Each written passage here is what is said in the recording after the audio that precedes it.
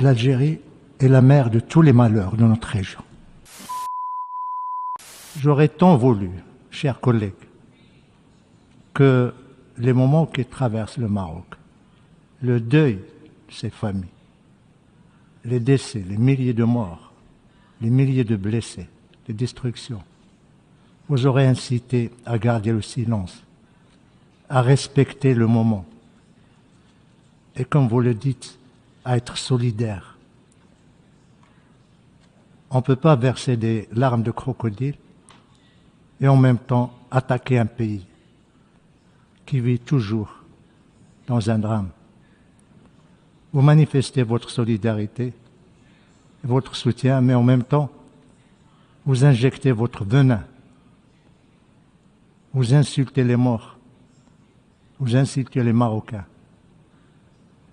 Ça fait 50 ans que vous nous rabâchez ces choses-là.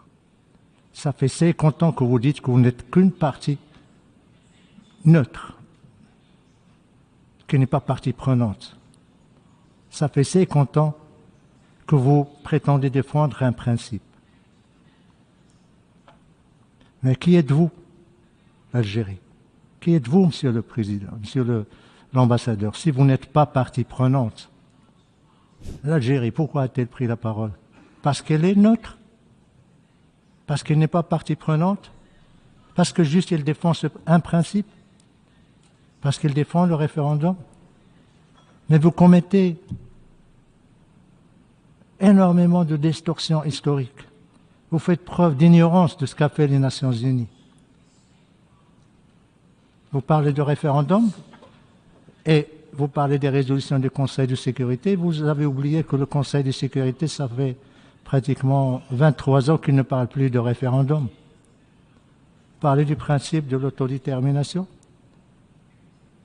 Mais vous êtes comme un avocat commis d'office qui prétend défendre le droit et le principe, et en même temps, il le viole. Si le principe de l'autodétermination est si cher à votre cœur, si cher à votre esprit, si lié à votre histoire, à votre ADN, pourquoi vous ne l'appliquez pas chez vous? Il y a un peuple qui existait avant l'État algérien, qui revendique son droit à l'autodétermination depuis des décennies, le peuple kabyle. Vous lui refusez ce que vous voulez offrir à des populations qui revendiquent leur marocanité. Vous voulez paraître comme une partie qui n'a pas d'intérêt direct, mais vous êtes concerné, vous êtes responsable. Si le problème du Sahara continue 50 ans après, c'est à cause de vous. Et vous continuez toujours à prétendre que vous n'êtes rien, vous n'êtes pas responsable, vous n'avez rien à faire. C'est les Nations Unies. Mais les Nations Unies vous disent, venez aux tables rondes. Pourquoi vous ne venez pas? Les Nations Unies adoptent des résolutions, vous les rejetez. Voilà l'Algérie.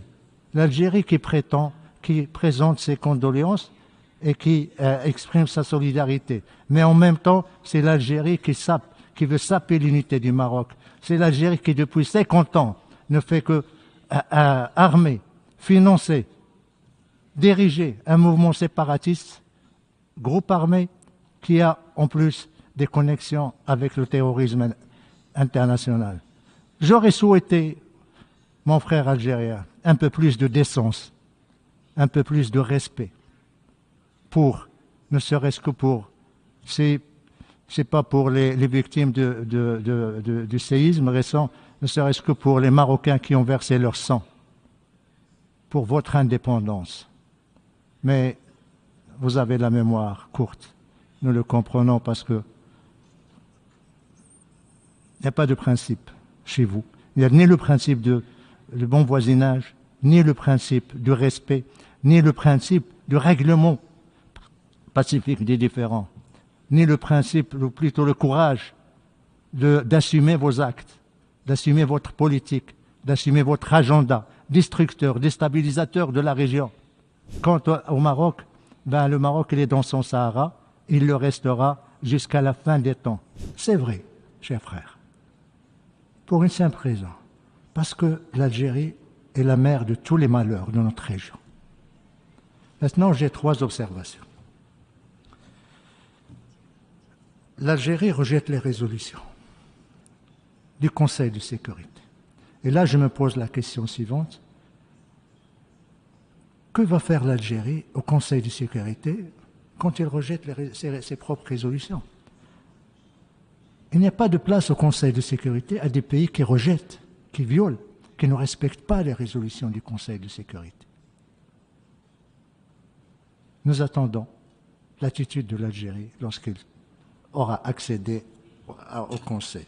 Deuxième observation, mon collègue algérien fait preuve d'une méconnaissance, malheureusement, des textes des Nations Unies, des résolutions et des décisions. Le Conseil de sécurité ne traite pas la question du Sahara en tant que problème de décolonisation, mais de paix et de sécurité. Je terminerai avec ce que j'ai commencé en disant la question du Sahara est discutée au sein des tables rondes et nous serons très heureux d'écouter nos frères algériens ce qu'ils disent. Même quand on n'est pas d'accord, mais l'essentiel c'est qu'on est autour de la table, qu'on parle de paix